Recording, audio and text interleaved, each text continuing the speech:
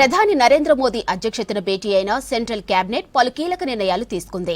Cabinet నిర్ణయాలను కేంద్ర మంత్రి అశ్విని వైష్ణవ్ వెల్లడించారు. ఇక తిరుపతి పాకాల కాట్పాడి డబ్లింగ్ పనులకు గ్రీన్ సిగ్నల్ ఇచ్చింది. పంజాబ్ హర్యానాలో హైబ్రిడ్ యూనిటీ పద్ధతిలో 19.2 కిలోమీటర్ల పొడవుతో 6 లేన్ల యాక్సెస్ కంట్రోల్ రోడ్డు నిర్మాణానికి ఓకే చెప్పింది. దీనికి 1878 కోట్లు కేటాయించింది కేంద్రం. हमारा जितना भी केरल साइड से, कर्नाटक साइड से रेलवे का ट्रैफिक नॉर्थ की तरफ जाता था, ईस्ट की तरफ जाता था, वो एक बहुत ही कंजेस्टेड सेक्शन के थ्रू पास होता था.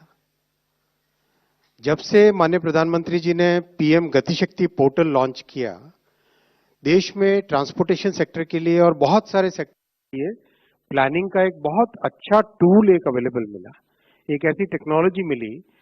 तो जब इस टेक्नोलॉजी पे, इस पीएम गतिशक्ति पोर्टल पर सारे नेटवर्क को एनालाइज करते हैं हम, तो ऐसे ऐसे एलिमेंट्स बीच में से निकलते हैं जहां पर हमको तुरंत फोकस करके काम करने की जरूरत है.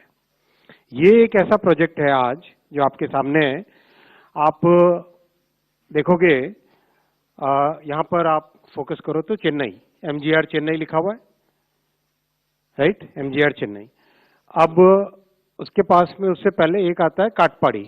काटपाड़ी है ना वेल्लोर, वेल्लोर और काटपाड़ी आसपास हो गए. जितना भी साउथ के केरल से, कर्नाटक से ट्रैफिक आता था, उस ट्रैफिक को पहले एक कंजेस्टेड सेक्शन से गुजरना पड़ता था.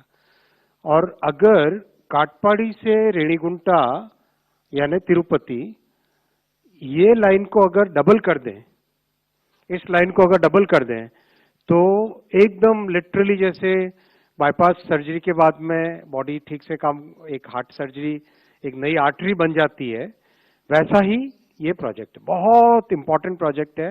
और इसकी खासियत ये है कि छोटा प्रोजेक्ट होते हुए भी ये रेलवे के नेटवर्क में बड़ी एफिशिएंसी लाता है. तो ये प्रोजेक्ट आज माननीय प्रधानमंत्री जी ने अप्रूव किया. तिरुपति से काटपाड़ी की डबलिंग 1332 करोड़ रुपीस का प्रोजेक्ट है ये. आप इस एरिया में देखेंगे बहुत सारा एग्रीकल्चर प्रोडक्ट है, कई सारे सीमेंट प्लांट्स हैं, कई सारे पावर जनरेशन से रिलेटेड एक्टिविटीज हैं यहाँ पर.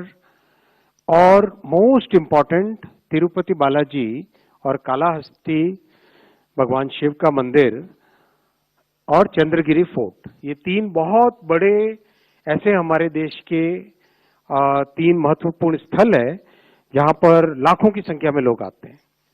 फिर वेल्लूर और तिरुपति दोनों मेडिकल और एजुकेशन के बड़े हब बने.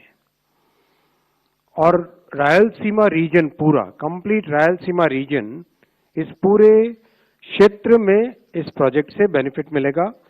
Electronics manufacturing, cement manufacturing, steel industries, इन सब का बेनिफिट मिलेगा. 2 डिस्ट्रिक्ट्स आंध्रा की चित्तूर और तिरुपति, और तमिलनाडु में वेल्लूर, इन 3 डिस्ट्रिक्ट्स को डायरेक्ट इस प्रोजेक्ट का बेनिफिट मिलेगा.